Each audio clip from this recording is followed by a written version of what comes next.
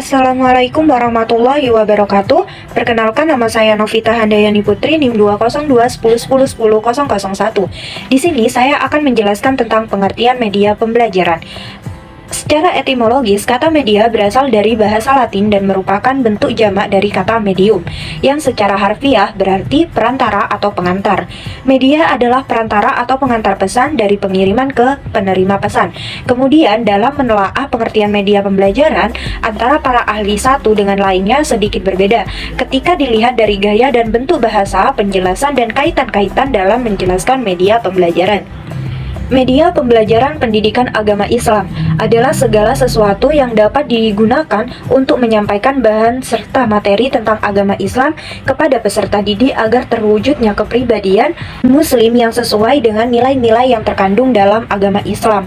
Dengan demikian, maka media ini mencakup apa saja yang dapat digunakan untuk menuntun dan membimbing anak dalam masa pertumbuhannya agar kelak menjadi pribadi Muslim yang diridhoi oleh Allah Subhanahu wa Ta'ala. Tujuan penggunaan media pembelajaran pendidikan agama Islam. Yang pertama yaitu mempermudah proses pembelajaran, yang kedua meningkatkan efisiensi pembelajaran, yang ketiga menjaga relevan materi sesuai dengan tujuan pembelajaran, dan yang keempat yaitu membantu konsentrasi siswa.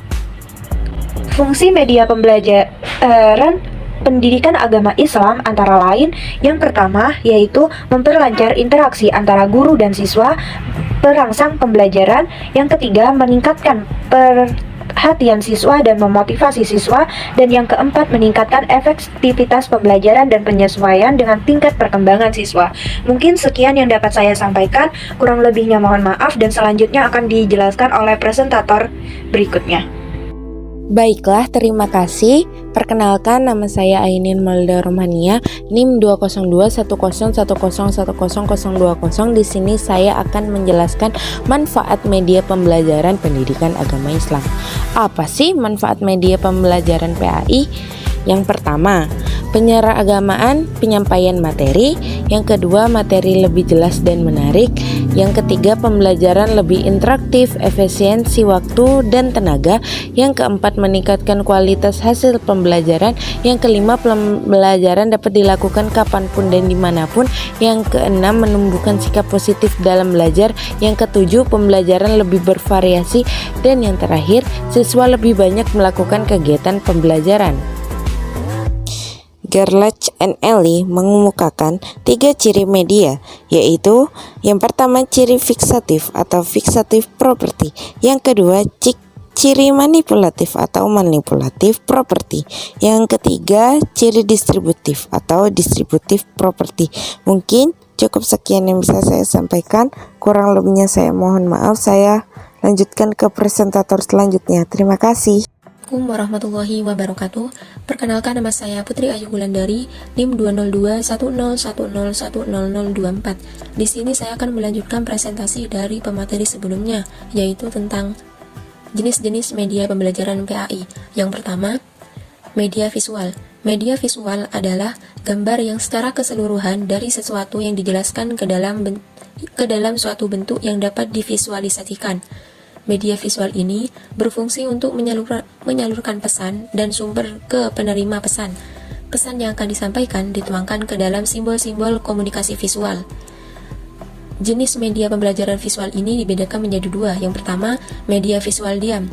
Contohnya seperti foto, ilustrasi, flashcard, gambar pilihan dan potongan gambar, film bingkai, film rangkai, OHP, grafik, bagan, diagram, poster, peta, dan lain sebagainya. Sedangkan media visual gerak, contohnya seperti gambar-gambar proyeksi bergerak seperti film, bisu, dan sebagainya. Media yang kedua, yaitu media audio.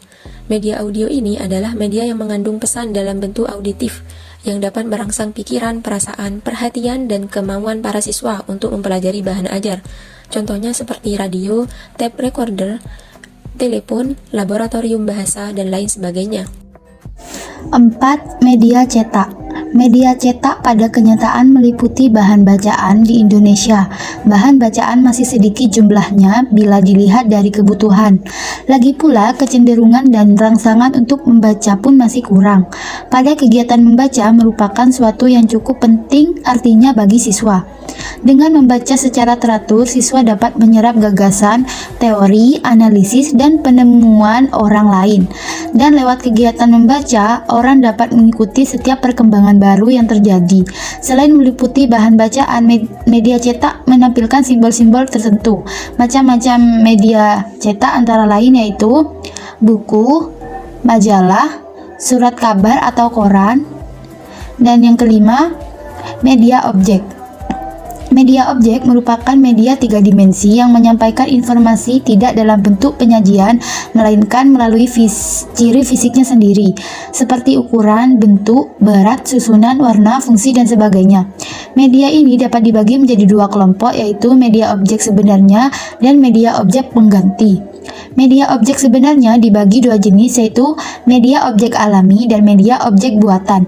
Media objek alami dapat dibagi ke dalam dua jenis objek alami yang hidup dan objek alami yang tidak hidup. Sebagai contoh, objek alami yang hidup adalah ikan, burung elang, singa, dan sebagainya. Sedangkan contoh objek alami yang tidak hidup adalah batu-batuan, kayu, air, dan sebagainya. Yang keenam, media elektronik. Media ini diciptakan untuk menyampaikan informasi pendidikan yang dapat dimanfaatkan secara umum baik di kalangan pendidikan maupun masyarakat secara luas. Beberapa media elektronik yang dimaksud antara lain A. Slide dan film strip, B. Film, C. Televisi, D. Radio. Sekian dari saya, terima kasih. Assalamualaikum warahmatullahi wabarakatuh. Nama saya Ahmad Faisal, nomor NIM 2021110101015. Di sini saya akan menjelaskan tentang hal-hal yang perlu dipertimbangkan dalam memilih media pembelajaran PAI. Media pembelajaran itu beragam jenisnya. Tentu saja kita sebagai calon guru harus benar-benar memilih media yang tepat dalam pembelajaran. Adapun hal-hal yang perlu dipertimbangkan dalam pemilihan media yaitu yang pertama, tujuan pembelajaran. Media hendaknya dipilih yang dapat menunjang pencapaian tujuan pembelajaran. Yang kedua, keefektifan. Media yang dipilih oleh calon guru atau guru itu harus efektif. Yang ketiga, peserta didiknya. Dalam memilih media pembelajaran, kita harus melihat peserta didik. Apakah peserta didik itu cocok jika diterapkan media tersebut. Yang keempat adalah ketersediaan. Kita harus berpikir apakah media yang diperlukan itu sudah tersedia. Kalau belum, apakah media itu dapat diperoleh dengan mudah? Nah, kita harus memikirkan ketersediaan dari media itu. Yang kelima, kualitas teknis. Apakah media-media yang dipilih itu kualitasnya baik? Dikhawatirkan dalam memilih media ini kualitasnya tidak baik sehingga pembelajaran itu amburadul. Yang keenam, biaya pengadaan. Nah, dalam memilih media kita harus juga memikirkan biaya. Apakah dalam memilih media itu kita harus mengeluarkan biaya banyak atau biaya yang sedikit. Yang ketujuh, fleksibilitas dan kenyamanan media. Nah, media yang kita pilih itu harus bersifat fleksibel, tidak kaku, dan juga bersifat nyaman. Nah, ketika media yang kita buat itu bersifat nyaman, maka peserta didik lebih memahami materi dari pembelajaran itu. Yang kedelapan, kemampuan orang yang menggunakannya. Sama halnya dengan peserta didik, kita juga harus melihat kemampuan kita sendiri, kemampuan guru itu sendiri, sejauh mana kita mampu menggunakan media itu. Yang kesembilan, alokasi waktu. Waktu yang tersedia dalam proses pembelajaran akan berpengaruh terhadap penggunaan media pembelajaran. Apakah waktu itu juga relevan dengan media yang kita pilih?